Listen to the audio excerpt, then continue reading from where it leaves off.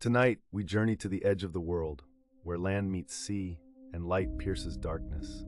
We are going to visit the lighthouses, those tall, solitary sentinels standing against the endless expanse of ocean, their beams sweeping through fog and storm, guiding ships safely home. But lighthouses hold more than light.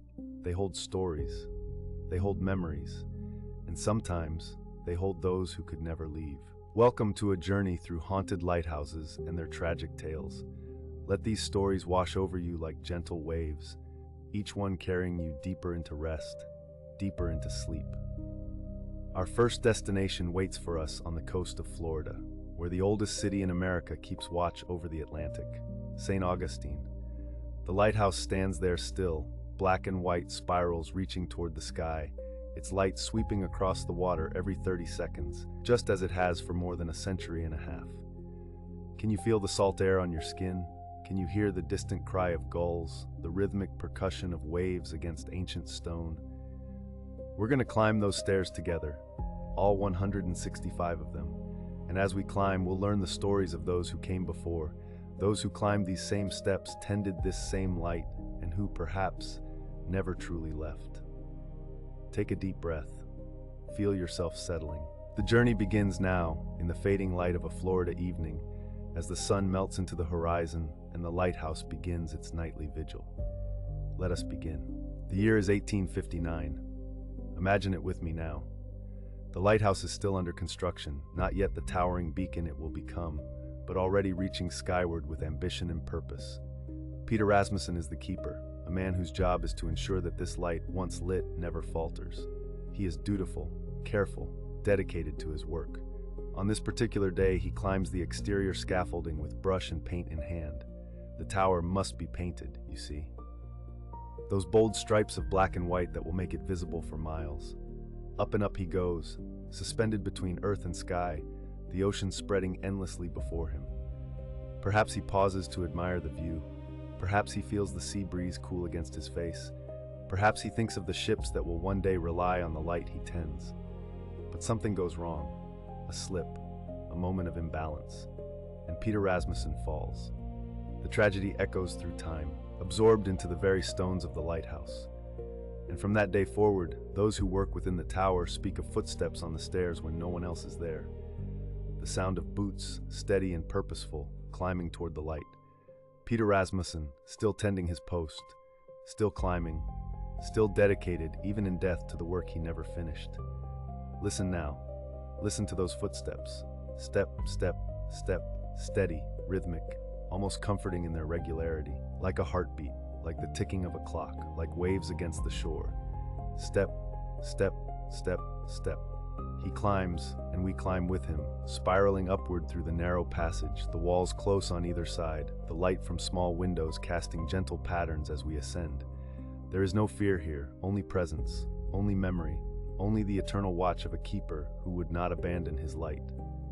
Feel yourself climbing those steps now, one hand trailing along the cool iron railing, your footsteps joining his in an ancient rhythm.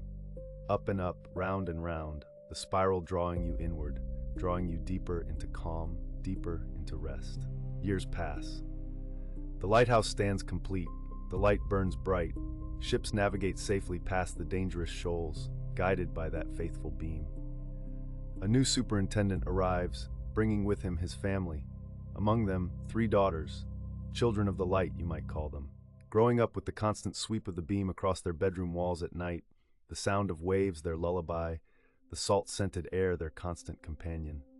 It is 1873 now. Summer.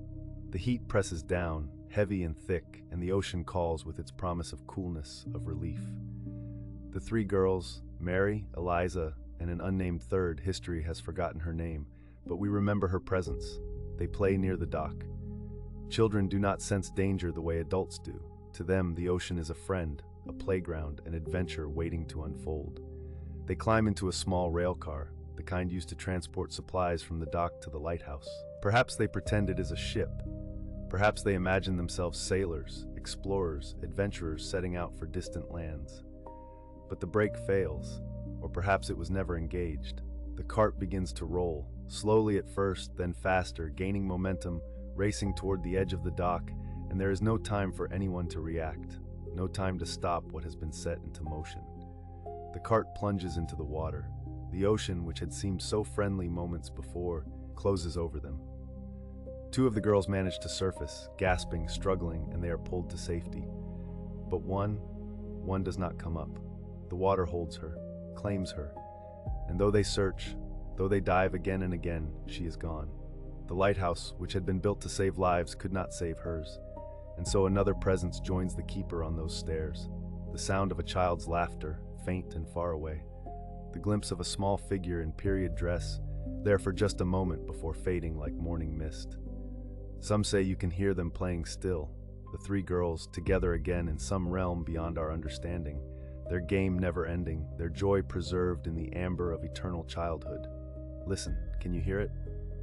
The distant sound of laughter, musical and light, carried on the sea breeze.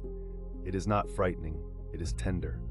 It is memory-made sound, and it mingles with the waves, with the cry of seabirds, with the gentle creaking of the old lighthouse as it settles into another night.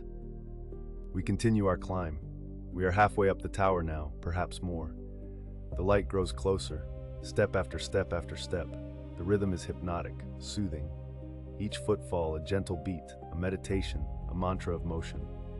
Around and around we spiral, and with each turn we leave the world below a little further behind. The concerns of the day fade. The thoughts that usually chase through your mind grow quieter.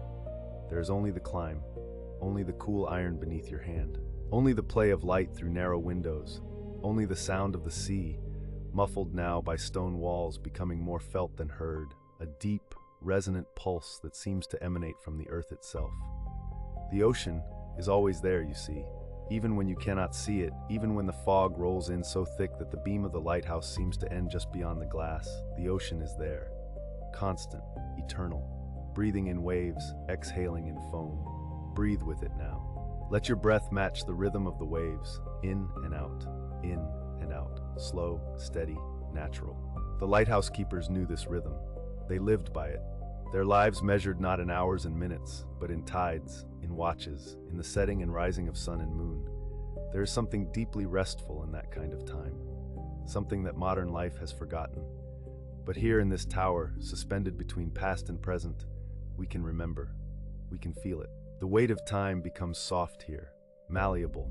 The distance between 1859 and now collapses like a folded map. Peter Rasmussen climbs these stairs, you climb these stairs.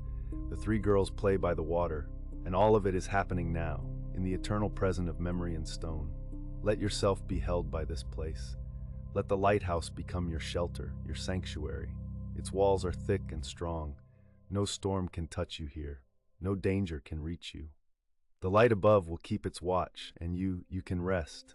You can simply be, climbing slowly, breathing softly, held safely in the spiral embrace of the tower. We reach the top, 165 steps behind us now. The lantern room surrounds us, all glass and light, and we stand in the heart of the beacon. This is where the keeper would tend the lamp, trimming the wick, cleaning the lens, ensuring that the light never failed.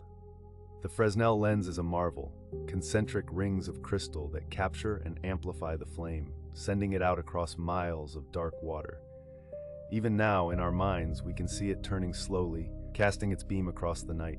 Flash, darkness, flash, darkness, flash. Every 30 seconds the pattern repeats, constant, reliable, trustworthy. Ship's captains would count the interval, timing the flashes, and know exactly where they were. The St. Augustine light, the spiral tower, the keeper's faithful watch. Outside the glass, the night is complete now. Stars scatter across the sky like diamonds on velvet. The moon, perhaps just a sliver, hangs low over the water. The ocean stretches away in all directions, dark and vast and beautiful, and the beam of the lighthouse sweeps across it, a gentle touch of light that says, "You are not alone. I am here. I am watching. You are safe." This is the gift of the lighthouse. This is what Peter Rasmussen understood, what he died building. This is what the superintendent's daughters played beneath, growing up in the shadow of this great purpose, to be a light in darkness, to guide the lost home, to stand firm against the storm. And even now, even after all these years, that purpose continues. The spirits that remain, if spirits they are not angry or vengeful. They are simply present, still fulfilling their duty, still keeping watch, still climbing the stairs, tending the light, playing by the water. Still here in the place they loved, the place they served, the place that became, in the end, their forever home. As we stand here at the top of the tower, breathing in the salt air, feeling the gentle rotation of the light, listening to the waves far below and the foghorn in the distance, we understand something important. We understand that some places hold love, some places hold dedication, some places remember, and the St. Augustine Lighthouse remembers. It holds all those who pass through its doors. It honors them. And tonight, it holds us too, gently, safely, as we prepare to journey onward to other lighthouses, other stories, other shores. But for now, for this moment, we are here. We are present. We are at peace. The light turns, the waves roll in, and we breathe, and rest, and remember.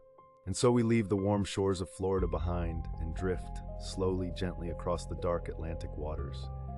The waves carry us through time and distance, rocking us softly as we travel, northward, ever northward, toward colder seas and wilder coasts. The air grows crisp, the sky deepens, and there, emerging from the mist like a memory half forgotten, we see them, the Flannan Isles, remote, isolated, a cluster of jagged rocks rising from the churning sea, 20 miles west of the Outer Hebrides. No trees grow here, no people live here. Only the lighthouse stands, tall, white, solitary, a guardian in the emptiness. It was built in 1899, this lighthouse, constructed with great effort and care upon the largest of the isles, Island Moor. The keepers who came here knew solitude. They knew the sound of wind and wave and nothing else. They lived in rotation, 3 men at a time, isolated for weeks, tending the light that warned ships away from these treacherous rocks. And in December of 1900, something happened here. Something that remains, even now, unexplained. We approach slowly, as the relief vessel Hesperus did on December 26th, the day after Christmas. The sea is restless but calm enough for landing. The lighthouse stands silent, no flag flies, no keepers emerge to greet the arriving boat. Joseph Moore, the relief keeper, steps onto the rocks with a growing sense of unease. He climbs the path toward the lighthouse door, and he calls out. His voice echoes against stone, but no one answers. Only the wind replies, whispering through the empty chambers, carrying secrets it will never tell. Joseph Moore pushes open the door. It is unlocked. He steps inside and the silence wraps around him like a shroud. The entrance is neat, orderly. Nothing seems disturbed at first glance. But there is an absence here, a profound, unsettling absence. He climbs the spiral staircase, his footsteps echoing in the stone shaft, and enters the kitchen. And there he finds the first strange signs. The table is set. Not for a meal finished, but for a meal about to begin. Chairs are pulled up, plates are laid out, but the food, if there ever was food, is long cold. One chair is overturned, lying on its side as though someone rose in haste or alarm. The clock on the wall has stopped. The fire in the stove is dead, cold to the touch. Joseph walks through the rooms, calling the names of the 3 keepers: Thomas Marshall, the principal keeper, James Ducat, his assistant, Donald MacArthur, the occasional keeper. But no one answers. The beds are made. The logbook sits on the desk and Joseph picks it up with trembling hands. He reads the final entries. December 12th, severe winds the likes of which I have never seen before. December 13th, storm still raging, wind steady, James Ducat irritable. And then, December 15th, the final entry. Storm ended, sea calm, God is over all. After that, nothing. Blank pages, silence. But here is the mystery that chills the blood. There was no storm recorded in the region during those days. Other lighthouses, ships at sea, none reported unusual weather. The sea was calm, the skies were clear. So what storm did Thomas Marshall write about? What did he see? What did they all see in those final days? Theories arose, as they always do when faced with the inexplicable. Some said a rogue wave, a sudden, monstrous wall of water, swept the men into the sea. Perhaps they were outside, checking the equipment after a storm, and the ocean took them before they could cry out. But if so, why were 2 of the 3 sets of oilskins still hanging by the door? Why would 2 men venture out into dangerous conditions while one remained behind, and then vanished as well? Others whispered darker possibilities. Madness, perhaps. The isolation of this place, the endless howling of wind, the crushing weight of solitude. Could it have driven one of them to violence? Could Thomas Marshall, writing of storms that never were, have been descending into delusion? But those who knew these men said no. They were experienced, stable, devoted to their duty. Still others spoke of the supernatural. The Flannan Isles were known in local lore as the Islands of the Dead, a place where the boundary between worlds grew thin. Shepherds who once grazed sheep here told stories of strange occurrences, of presences felt but not seen. Could something ancient, something that dwelled in the rocks and sea, have claimed the keepers? We will never know. The investigation concluded with uncertainty. The sea keeps its secrets. The wind carries no testimony. And the lighthouse, once the scene of Vanishing, was soon occupied again by new keepers. Brave men who climbed the stairs and lit the lamp, night after night, in the very place where 3 souls disappeared. Imagine their thoughts as they lay in those beds, as they walked those corridors, as they listened to the wind, and wondered what it might be whispering. Let us sit here for a while, in the quiet of the lighthouse. Let us feel what they might have felt, the keepers who came after, and perhaps the 3 who never left. The wind moves through the empty rooms, a constant companion. It hums through cracks in the stone, whistles past the iron railings outside, creates a low, mournful sound that never quite ceases. It is not a frightening sound, not really. It is simply present, eternal. The voice of the island itself. We walk slowly up the spiral stairs, our hand trailing along the cool stone wall. Around and around we climb, step by step, the rhythm meditative, calming. Each step brings us higher, closer to the light. The walls are thick here, built to withstand the fury of Atlantic gales. We are safe within them, protected, held. At last we reach the lantern room, the heart of the lighthouse. The great lens sits in its brass housing, polished and precise. When night falls, it will turn, casting its beam across the dark waters 15 miles in every direction. A promise, a warning, a comfort to those at sea. We stand at the window and look out across the Flannan Isles. The rocks below are dark and sharp, slick with seaweed and spray.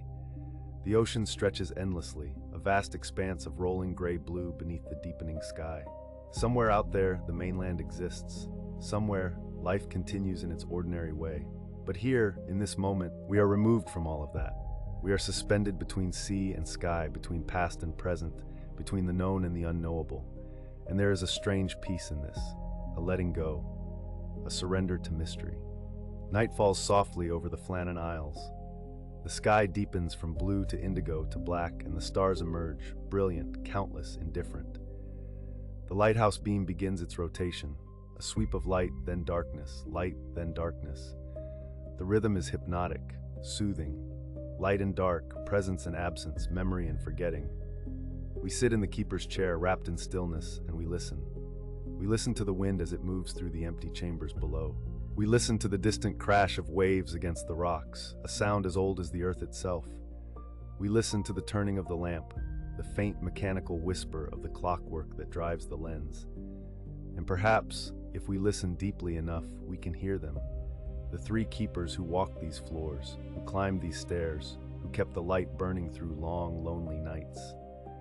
Not as ghosts in the frightening sense, but as echoes, as presences woven into the very fabric of this place. Thomas Marshall, writing in his log by candlelight. James Ducat, checking the oil reserves, ensuring everything is in order. Donald MacArthur, standing at the window as we do now, watching the sea and the sky. They are here in a way. They always will be. And we are here too, passing through. Part of the story now. Another set of eyes looking out at the eternal sea. Another heartbeat in the silence. The light turns. The wind sighs. The waves roll and break and roll again. And we let go. We release the need to know. We release the need to understand. We simply are present, calm, at peace with mystery. The lighthouse holds us. The darkness cradles us. And as we prepare to journey onward once more to other shores and other tales, we carry this moment with us. This stillness, this quiet. We breathe deeply, slowly, and we rest, knowing that some questions need no answers. Some mysteries are meant to remain, and some lights never truly go out. And so we drift, softly, gently, across time and tide, leaving the silent islands behind, carrying their mystery like a whisper in our hearts. The wind changes direction now, turning westward, back across the cold Atlantic waters, toward the shores of America, where another lighthouse stands, another story waits, patient and still. We feel ourselves moving through the darkness, through the gentle rhythm of waves, toward Maryland, toward a place where history itself seems to linger in the air like morning mist. Point Lookout. The name itself sounds like a sigh, a long, slow breath, and as we approach, we sense something different here, something heavier, deeper. This is not just a lighthouse. This is a place where sorrow settled, where thousands upon thousands of souls passed through, and some perhaps never truly left. During the Civil War, during those long, terrible years of suffering, this peninsula became a prison. Confederate soldiers, cold, hungry, sick, were held here in conditions almost too terrible to speak of. 20,000 men confined in a space meant for 10,000. Disease spreading like wildfire. The Potomac River on one side, the Chesapeake Bay on the other, and between them suffering. So much suffering. It's estimated that 4,000 men died here, their bodies buried in shallow graves, their names often lost, their families never knowing. And through it all, through every dark night and desperate day, the lighthouse stood, its light turning, its beacon shining, constant, unwavering, a small point of hope in an ocean of despair. And there was a woman, a keeper's wife named Ann Davis, who came to this lighthouse in 1830. She was just 14 years old, and she would remain here, tending this light, for 30 years. 3 decades of her life given to this place, to keeping the lamp burning, to guiding ships safely past the dangerous shoals. Can you imagine? 30 years of winding the clockwork, trimming the wicks, polishing the lens, climbing the stairs day after day after day, the rhythm of it, the devotion, the absolute constancy of her care. And when she died, some say she never left.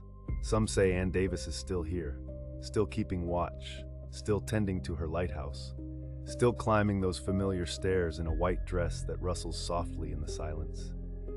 Let us step closer now. Let us approach this place with reverence, with quietness in our hearts. The night is gentle here, the air soft and salt-tinged, the water lapping peacefully at the shore. The lighthouse stands before us, white walls glowing faintly in the starlight. The lantern room dark now, but still beautiful, still purposeful. We can feel the weight of history here, but it's not frightening. It's almost comforting. As though all those souls who passed through this place have settled now, found some measure of peace, and their presence is simply part of the landscape, part of the night, part of the eternal rhythm of this shore. We find ourselves standing at the door of the keeper's house attached to the lighthouse itself, a modest dwelling that has sheltered generations of keepers and their families. The door is unlocked. It opens with a soft creak, a sound that feels familiar somehow, welcoming even. We step inside. The air is cool and still, tinged with the scent of old wood and salt air and something else, something faint and sweet, like lavender, like the sachets that women used to tuck into their linens. The rooms are furnished simply, a table, chairs, a fireplace, long cold, and in the corner, a rocking chair. It sits perfectly still, but there's something about it, something that draws our attention. The wood is worn smooth by years of use, the curved runners shaped by countless hours of gentle motion back and forth, back and forth. It's easy to imagine Ann Davis sitting here after her duties were done, rocking slowly, watching the sunset over the water, listening to the endless conversation of the waves. Some visitors to this place over the years have reported seeing this chair move on its own, not violently, not in any way that would frighten, just gently rocking, as though someone invisible were sitting there, taking their rest, finding comfort in the familiar motion, back and forth, back and forth.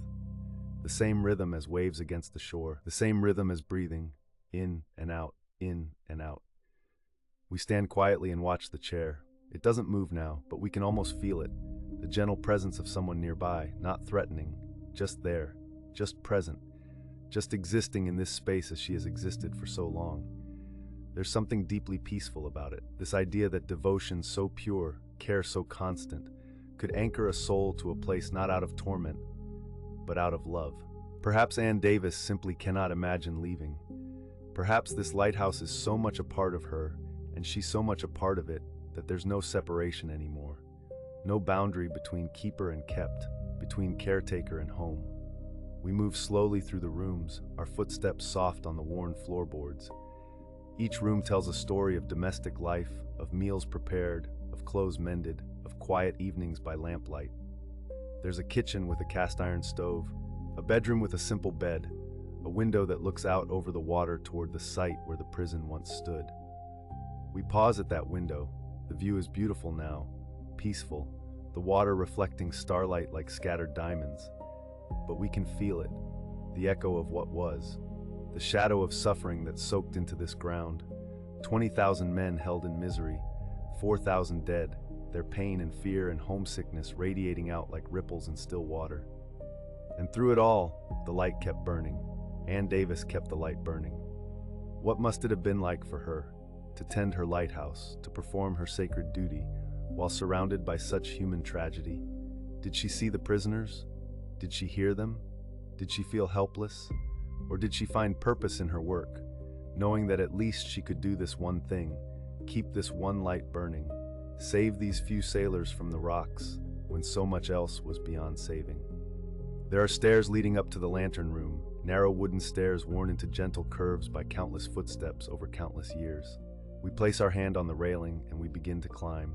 1 step, 2 steps, 3.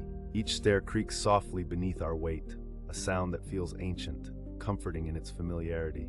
Up and up we go, slowly. There's no rush, no need to hurry. The stairwell is dim, lit only by the faint starlight filtering through small windows. And as we climb, we begin to hear things, or perhaps we begin to feel things. It's hard to distinguish between the two in a place like this. A footstep, soft and light, somewhere above us. We pause, we listen. The sound doesn't repeat, but the sense of presence grows stronger. We continue climbing, and now we hear it again, footsteps keeping pace with ours, just slightly out of sync. As though someone were climbing these same stairs, invisible but real, sharing this journey with us. There's no fear in this, only a quiet acknowledgement. Hello, we think. Hello, Anne, are you here? Are you climbing these stairs as you've climbed them 10,000 times before, carrying oil for the lamp, carrying cleaning rags, carrying the weight of your duty with grace and patience? We reach the landing, and before us is the door to the lantern room. It opens easily, and we step out into the glass-enclosed space where the light once turned. The lens is still here, magnificent even in darkness. A beautiful construction of glass prisms and brass metalwork. In its day, it would have magnified the flame into a beam that could be seen for miles, a lifeline for sailors, a promise that the shore was near and someone was watching. Someone cared whether they made it home safely. We move around the lens slowly, trailing our fingers along the cool glass.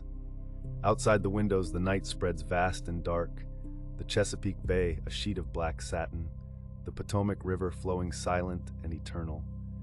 And standing here, in this small room at the top of the lighthouse, we feel the full weight and beauty of what it means to be a keeper. To be trusted with light, to be the one who ensures it never goes out, to stand watch through the loneliest hours, the darkest nights, the fiercest storms, and keep the flame burning. It's a sacred thing, and Ann Davis understood that. For 30 years, she understood that. And even now, even after death, she understands. We hear the footsteps again right behind us this time, so close we can almost feel the displacement of air. We turn, slowly, gently. There's nothing visible, but the presence is undeniable. She's here, the lady in white, the keeper's wife, the devoted guardian of this light. And she doesn't want to frighten us. She simply wants us to know she's still here, still watching, still caring, still keeping her vigil. Thank you, we whisper into the darkness. Thank you for your service. Thank you for your devotion. Thank you for staying. And the presence softens somehow, becomes less distinct, as though our acknowledgement was all she needed, as though being seen, being remembered, being honored was enough. We remain in the lantern room for a long time, simply standing, simply being present in this space that has meant so much to so many. The night deepens around us. The stars wheel slowly overhead. The water breathes in and out against the shore with the rhythm of eternity. And we begin to understand something important. These stories we've been following, these haunted lighthouses, these tragic tales, they're not really about fear. They're not about horror or dread. They're about love. They're about devotion. They're about human beings who cared so deeply about their duty, about their purpose, about keeping others safe, that even death could not separate them from their post. Peter Rasmussen painting his lighthouse tower, the three keepers of Flannan Isle, faithful to the end. Ann Davis tending her light for 30 years and beyond. They're still here because they chose to be, because the light mattered more than anything else. Because in a world of darkness and danger and uncertainty, they were the ones who said, "Here. Here is light. Here is guidance. Here is hope." And that's not something to fear. That's something to honor, something to be grateful for. We stand at the windows and look out over the water, over the place where the prison once stood, where so many men suffered and died, and we send them peace. We send them rest. We hope that wherever they are now, whatever form their existence takes, they've found relief from pain, found reunion with loved ones, found forgiveness and understanding. The wind rises slightly, a soft breeze that whispers through the gaps in the window frames, and it sounds almost like voices, not words we can distinguish, just the murmur of many voices, speaking softly, overlapping, a chorus of presence. The dead are not gone, they're simply different. They exist in the margins, in the quiet places, in the spaces between heartbeats. And here at Point Lookout, where so much life and death intersected, where sorrow and duty braided together like rope, the veil is thin, the boundary is permeable, and that's all right. That's as it should be. We begin to descend the stairs once more, slowly, carefully, one step at a time. And as we descend, we notice something. The house feels warmer now, more welcoming, as though it's relaxed somehow, as though tension we didn't even realize was there has eased. We return to the keeper's room, to the rocking chair by the window, and this time, very gently, very slowly, the chair begins to move, back and forth, just a little, just enough to notice. We smile, we nod, we understand. Ann Davis is here, she's always been here, and she's content. The chair rocks, and we breathe with it, in as it rocks back, out as it rocks forward, in and out, back and forth. The rhythm is hypnotic, soothing, like being rocked ourselves, like being held in the arms of someone who cares, someone who's been keeping watch all this time, someone who will continue keeping watch long after we've gone. We settle into a chair nearby, not the rocking chair, that's hers, but another chair at the table, and we simply sit, we rest. We let the peace of this place wash over us. Outside, the water murmurs. Inside, the chair rocks. And somewhere between the two sounds, somewhere in that gentle rhythm, we find ourselves drifting, floating, letting go. The lady in white keeps her vigil, and we are safe. We are watched over. We are at peace. Time passes, or perhaps it doesn't.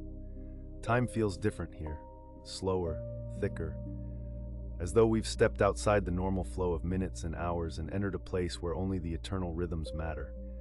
The rhythm of waves, the rhythm of breath, the rhythm of a rocking chair moving back and forth, in an empty room that isn't really empty at all. We sit in the quiet darkness of the keeper's house, and we let ourselves simply be. There's no need to think, no need to plan or worry or figure anything out. We're just here, present, resting. And as we sit, we begin to notice the small sounds that fill the silence, the creak of old wood settling, the whisper of wind through cracks, the distant call of a night bird, the gentle slap of water against the shore. Each sound is distinct, clear, like notes in a slow, endless song. And beneath them all, or perhaps woven through them, is something else, a presence. Many presences, the accumulated energy of everyone who's ever lived here, worked here, loved here, died here. They're all part of this place now, part of its walls and floors and air, and they're all peaceful. We can feel it. There's no restlessness here, no torment, just continuity, just the ongoing existence of souls who found meaning in their labor and purpose in their care. Ann Davis rocks in her chair. The prisoners rest in their graves. The lighthouse stands sentinel over the water, and the light, even though it's dark now, even though the flame went out decades ago, the light is still here, still present, still shining in some way that has nothing to do with oil or wicks or lenses. It's the light of devotion, the light of duty, the light of love that transcends death, and we can feel it warming us, comforting us, surrounding us like a blanket.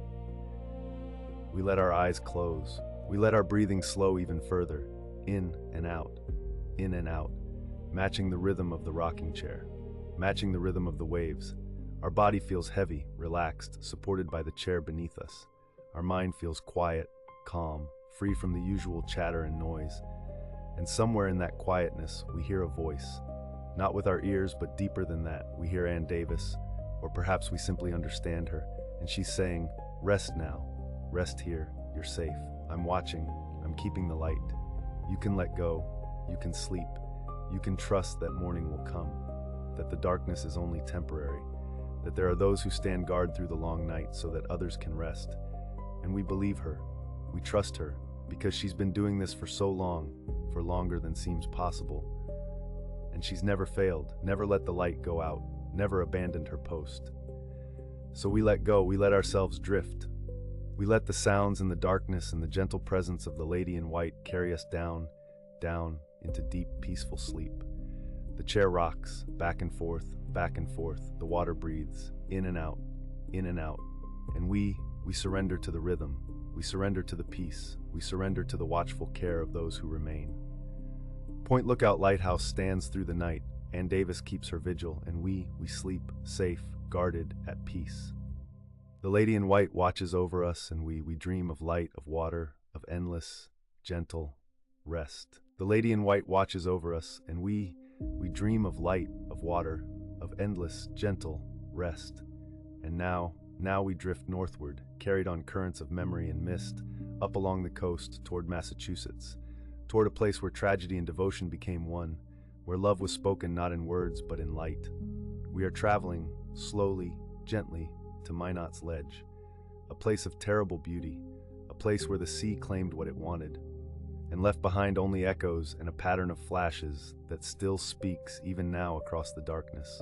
Minots Ledge, just 9 miles southeast of Boston, where the ocean is never still, where waves rise up like mountains and crash down like thunder. This was no gentle harbor, no protected bay. This was open water, violent water. And here, impossibly, they built a lighthouse. The first one stood on iron stilts, 9 legs rising from the submerged rock, holding a small house and a lantern 40 feet above the waves, or so they thought. It was an engineering marvel, a skeleton tower, built to let the waves pass through, built to bend, to sway, to survive. But the sea does not negotiate, the sea does not compromise.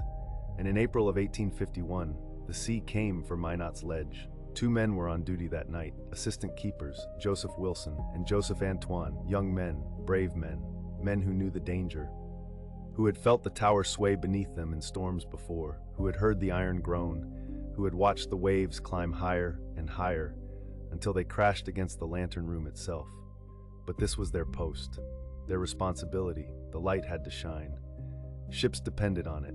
Lives depended on it. So they stayed as the storm built, as the wind screamed, as the night grew darker and darker still. We join them now, not in terror, but in reverence. We stand with them in that small room, feeling the tower move beneath us, listening to the iron sing its strained song, watching the beam of light turn and turn and turn, cutting through rain and spray and darkness. This is where we are now. Minots Ledge, April 1851. The storm is rising, but we are not afraid. We are witnessing. We are remembering. We are honoring the final watch of 2 men who would not abandon their light.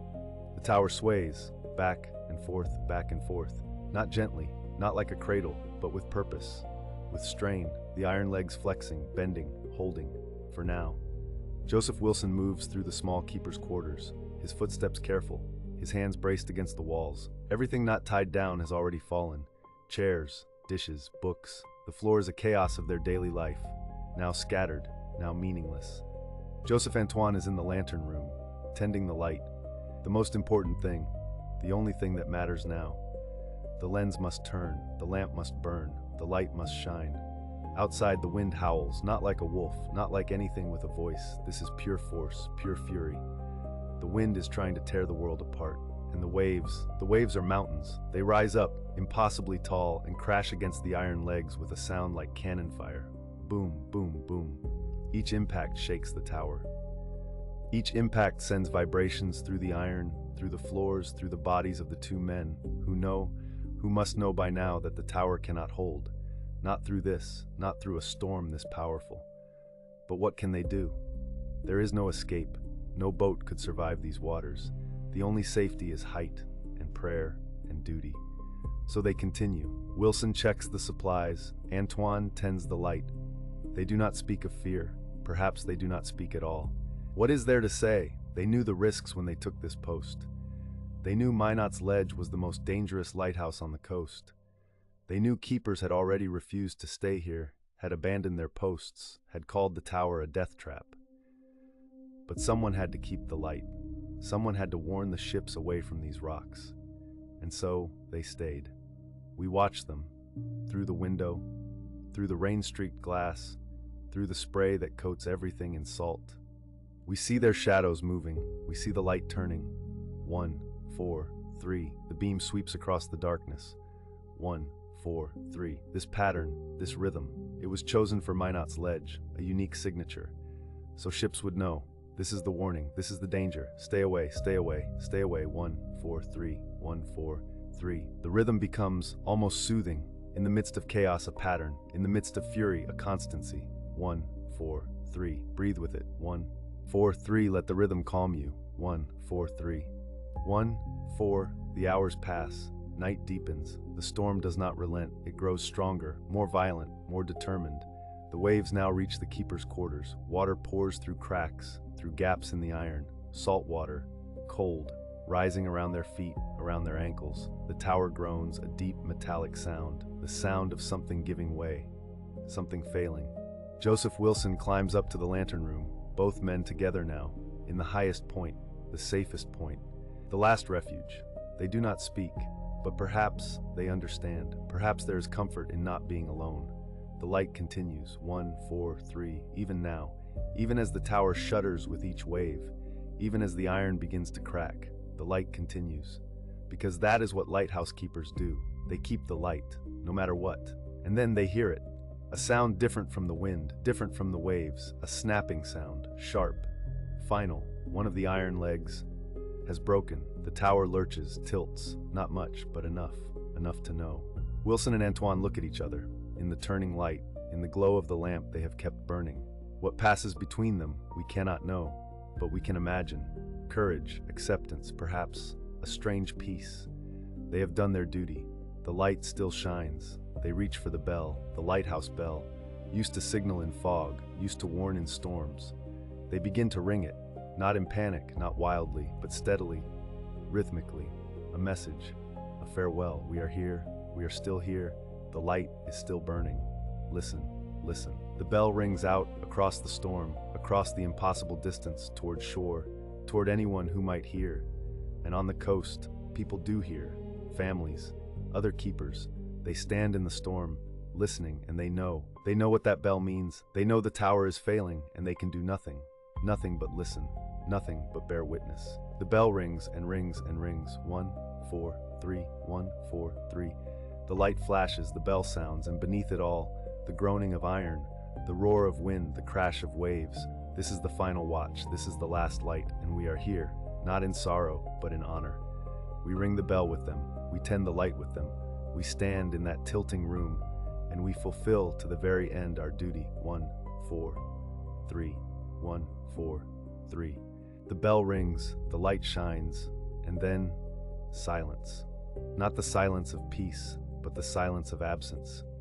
Where once there was a tower, now there is only ocean. Where once there was light, now there is only darkness. Where once there were two men, now there are only waves. The morning comes, gray, cold. The storm has passed, and when the relief keeper arrives by boat, there is nothing. The iron legs, sheared off at the base, the keeper's house, gone, the lantern room, vanished into the sea. Only the stumps of the iron legs remain, broken teeth, jutting from the submerged rock. Joseph Wilson, 20 years old, Joseph Antoine, 30 years old. Their bodies were never recovered. The ocean kept them. But their light remained, in memory, in story, in the determination that there would be a new lighthouse on Minots Ledge, a stronger one, a stone tower, massive granite blocks, fitted together so perfectly that no mortar was needed. It took 5 years to build, 5 years of dangerous work, men laboring on that exposed rock only in calm seas, only in summer, only in daylight. But they built it, and in 1860 the new Minots Ledge lighthouse was lit, and the pattern, the flash pattern, was the same. 1, 4, 3, in honor, in remembrance, 1, 4, 3. Over the years people began to say the pattern meant something more. 1 flash, 4 flashes, 3 flashes, I love you. 1, 4, 3, I love you. Whether this was intentional, no one truly knows, but it became the meaning. The lighthouse that speaks of love, of devotion, of sacrifice. And even now, even tonight, as we rest here, in the darkness, in the comfort of our beds, far from any storm, the light at Minots Ledge still shines. 1, 4, 3. 1, 4, 3. I love you. A message from 2 keepers who gave everything to keep their light burning. A message to all who sail these waters. A message to all who fear the darkness. You are seen, you are warned, you are loved. 1, 4, 3. Close your eyes, feel the rhythm. 1, 4, 3. Let it calm you. 1, 4, 3. Let it soothe you. 1, 4, 3. Joseph Wilson kept the light. Joseph Antoine kept the light. And even in the end, even as the tower fell, even as the sea rose up to claim them, the light kept shining. Because that is what lighthouse keepers do. That is what love does. It shines, it warns, it guides, even unto the very end. 1, 4, 1, 4, 3. Rest now, the light is shining, the message is clear. You are safe, you are seen, you are loved. 1, 4, 3. 1, 4, 3. The rhythm continues, through the night, through the years, through all the storms that have come since. The light at Minots Ledge, still shining, still speaking, still saying, I love you. And we receive that message. We let it settle into us, into the quiet places, into the places that need reassurance. We are not alone. We have never been alone. Every lighthouse keeper who ever lived kept the light for us. For sailors, yes, but also for the idea that in darkness there is light. The idea that in danger there is warning. The idea that in fear there is love. 1, 4, 3. Breathe with the rhythm. Slow, steady. 1 breath for the 1 flash. Hold for the 4 flashes. Release for the 3 flashes. 1, 4, 3. Your body is heavy. Your mind is quiet. You are floating on dark water under darker sky, and the light sweeps over you. 1, 4, 3. You are safe. The keepers are watching. All of them. Peter Rasmussen on his staircase in St. Augustine, the 3 vanished keepers of Flannan Isles, Ann Davis, the lady in white at Point Lookout, Joseph Wilson and Joseph Antoine forever at their post at Minots Ledge. They are watching, they are tending the lights, they are sending their messages across the darkness to you. You are seen, you are safe, you are loved. 1, 4, 3. The waves beneath you are gentle now, rocking, soothing, the rhythm of the ocean, the oldest rhythm, the rhythm of the womb, of the heartbeat, of breath. In and out. 1, 4, 3. There is nothing to do, nothing to fear. The lights are burning, the keepers are at their posts, and you are drifting deeper, deeper into peace, into rest. The beam sweeps over you. 1, 4, 3. And each time it passes, you sink a little further, a little deeper, into the darkness that is not frightening, into the darkness that is restful, the darkness of sleep, of dreams, of gentle, endless peace. 3, 1, 4, 3. The lighthouse speaks, and you listen, and you sleep. The message is clear, the message is constant. The message is, I love you. 1, 4, 3, I love you. 1, 4, 3, I love you. And you sleep safe in that knowledge, safe in that light, safe in the watching of all the keepers who came before. 1, 4, 3, sleep. 1, 4, 3, dream. 1, 4, 3, rest. The light shines on, the keepers watch, and you are at peace. 1, 4, 3. 1, 4, 3. 1, 4, 3. The rhythm carries you now across time, across the boundary between watcher and watched. And here, you find yourself stepping into the keeper's quarters. The wooden door closes softly behind you.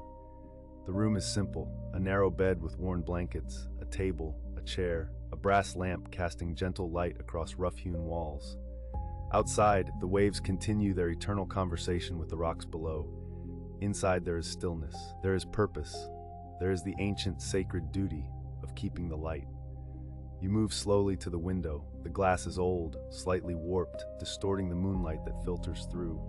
Beyond, the ocean stretches endlessly, dark water meeting darker sky. And somewhere out there, ships are sailing. Captains are trusting. Families are sleeping in narrow bunks, rocked by the same waves that crash below your tower. They are counting on you, on the light, on the endless, faithful beam that cuts through fog and storm in the deepest darkness. You breathe slowly, in and out. The air tastes of salt and old wood and lamp oil. There is comfort in this, in the routine, in the knowing. You are not the first to stand in this room. Others have stood here, at this same window, watching this same sea. Peter Rasmussen, perhaps, before his fall. The keepers of Flannan Isles, before the mystery took them. Anne Davis, in her 30 years of faithful service. Joseph Wilson and Joseph Antoine, before the storm.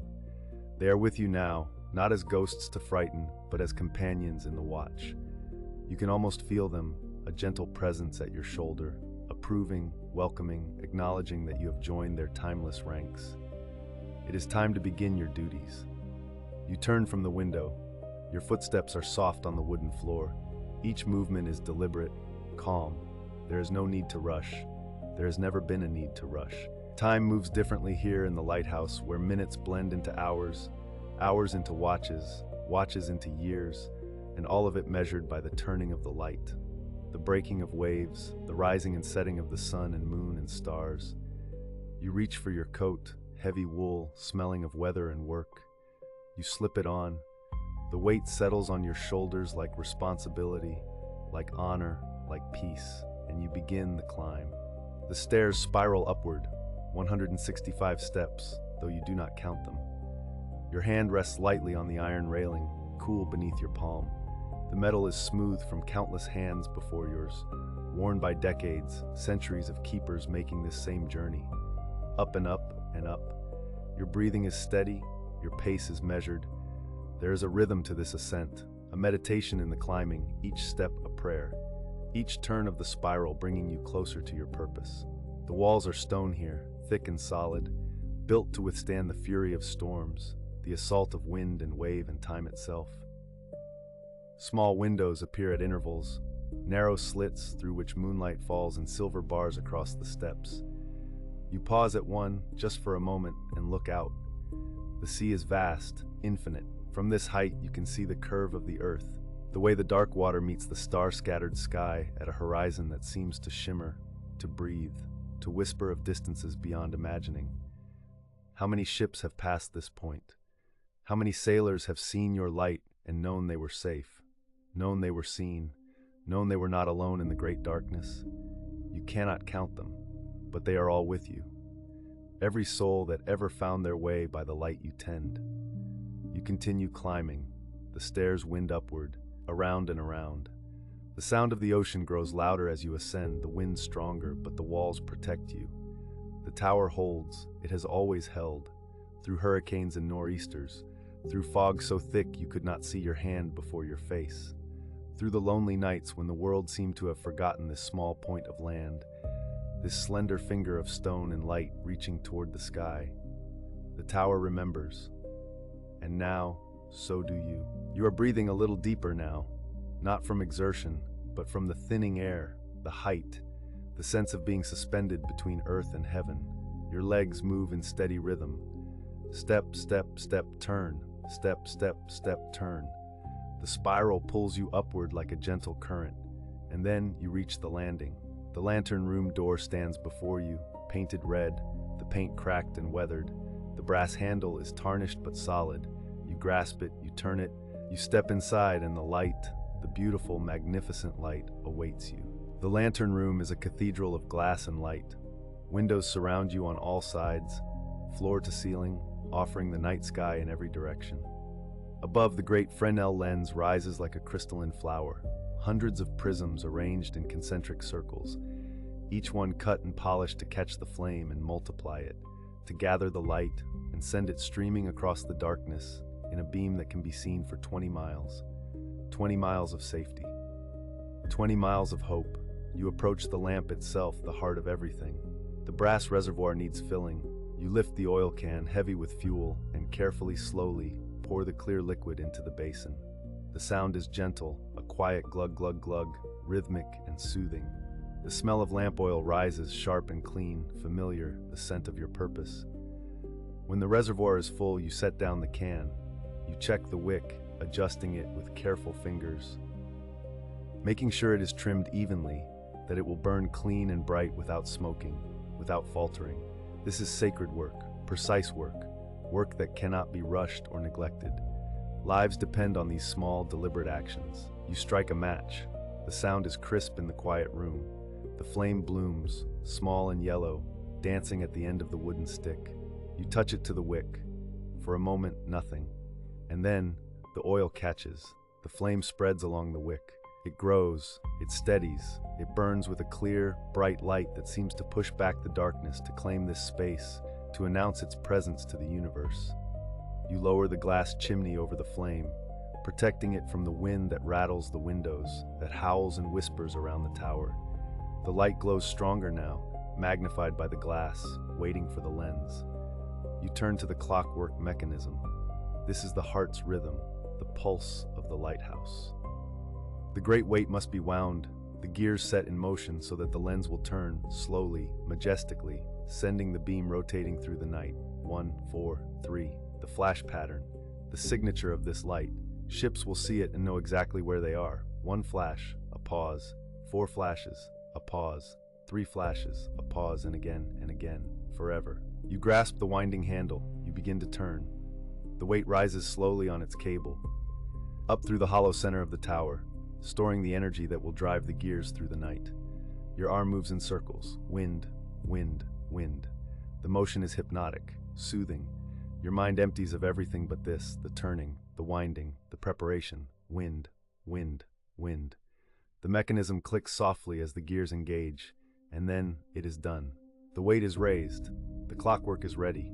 You release the brake, and with a whisper of perfectly balanced mechanics, the lens begins to turn. The lens turns, slowly, silently. The beam sweeps across the water, one steady arc, and then darkness as it passes, and then light returns. 1 flash, pause, 4 flashes, pause, 3 flashes, pause, 1, 3. I love you, the pattern says. To the ships, to the sea, to the night itself. I love you, I am here, you are safe.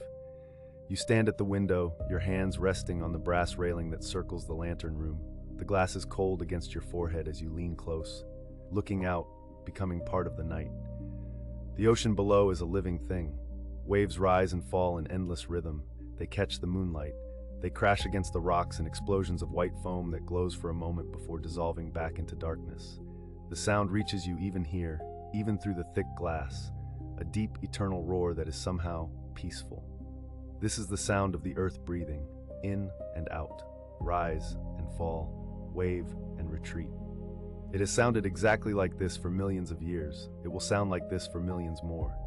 You are just a moment in this vast span of time, a single keeper in an endless succession. And yet, you are essential. In this moment, on this night, you are the guardian of the light. The hours pass. You do not count them. Time is measured differently here. Not in minutes, but in the turning of the lens. 1, 4, 3, 1, 3. Not in hours, but in the rhythm of the waves. Crash, hiss, silence, crash, hiss, silence. You check the fuel, you adjust the wick, you watch the horizon for ships, and slowly, gradually, the night deepens. Your breathing slows to match the pace of the light. In, 4, 3, out, 4, 3. In with the beam, out with the darkness. Your heartbeat finds the rhythm of the waves, steady, eternal, unstoppable. You are becoming part of this place, part of the lighthouse, part of the long tradition of watchers, of keepers, of those who tend the light so others may find their way. And in this becoming, there is peace, there is purpose, there is rest. Your eyelids grow heavy, but it is all right. The light tends itself now, the clockwork turns, the lens rotates, the beam sweeps across the darkness. 1, 4, 3, 1, 4, 3.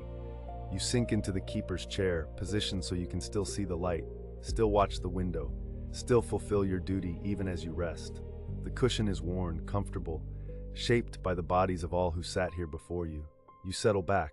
The light continues, the waves continue, everything continues, and you are held in this eternal rhythm, rocked by it, soothed by it. Your eyes close just for a moment, just to rest. The light shines on. You are safe. You are watched over. You are home. 1, 4, 3. The light turns. 1, 3. The waves break. 1, 4, 3. You breathe. In this space between waking and sleeping, you understand everything.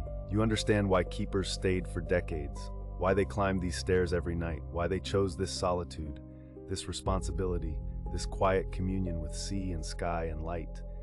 Because here, in the lighthouse, everything makes sense. The light pushes back the darkness. The beam shows the way, the rocks are marked, the danger is known, and ships pass safely in the night. It is simple, it is pure, it is enough. Your breathing is so slow now, so deep. Each breath takes forever. In, the light sweeps across the water. Out, the darkness returns. In, the light sweeps again. Out, the darkness welcomes it. There is no fear in this darkness. It is not empty. It is full of stars, full of possibility, full of rest. The darkness is where you sleep. And the light is what watches over you. 1, 4, 3. Can you hear it? The gentle presence of all the keepers who came before? They are here. They are with you. Peter Rasmussen, steady and faithful. The 3 keepers of Flannan Isles, mysterious and eternal. Anne Davis, patient and devoted. Joseph Wilson and Joseph Antoine, brave and true. They surround you, not as ghosts but as gentle guardians. They approve of your watch. They honor your vigil. They welcome you to their timeless company.